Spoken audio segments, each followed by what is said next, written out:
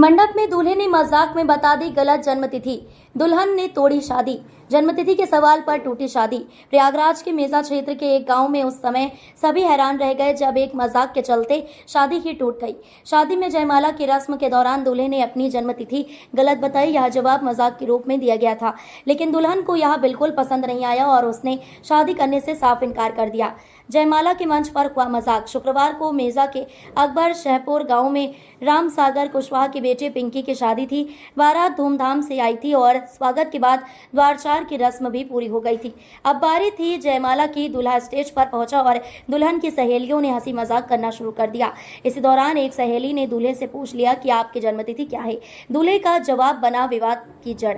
दूल्हे ने हंसते हुए जवाब दिया कि उसकी जन्मतिथि 2025 है। यह जवाब सुनकर वहां मौजूद सभी लोग हंसने लगे, लेकिन दुल्हन को यह मजाक बहुत बुरा लगा। उसे लगा कि या तो दूल्हा मानसिक रूप से अस्थिर है या फिर शादी को गंभीरता से नहीं ले रहा। गुस्से में आकर दुल्हन ने माला डालने से इनकार कर दिया और मंच से नीचे उतर गई। दुल्हन ने शादी से किया इनकार। दुल्हन ने साफ साफ कह दिया कि वह ऐसे लड़के से शादी नहीं कर सकती जो खुद को लेकर भी गंभीर ना हो और अपनी ही जन्म तिथि न बता सके। परिवार वालों ने समझाने की बहुत कोशिश की, लेकिन दुल्हन अपने फैसले पर अटक रही।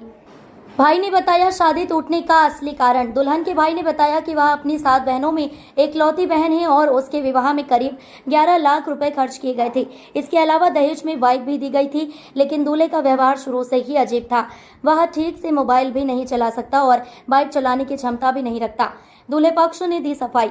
दूल्हे की ओर से आरोपों को नकारा गया है। उनका कहना है कि दूल्हे ने केवल मजाक में गलत जन्मतिथि बताई थी और उसका कोई बुरा इरादा नहीं था। उन्होंने यह भी कहा कि दूल्हा पूरी तरह से स्वस्थ है और विवाह को लेकर गंभीर था। उन्होंने दुल्हन पक्ष को बहुत समझाने की कोशिश की, लेकिन वे नहीं माने। निराश होकर बारात वापस लौट गई। समाज में उठे कई सवाल। इस पूरी घटना ने समाज में कई सवाल खड़े कर दिए हैं। क्या विवाह जैसे गंभीर रिश्ते में मजाक की कोई जगह है?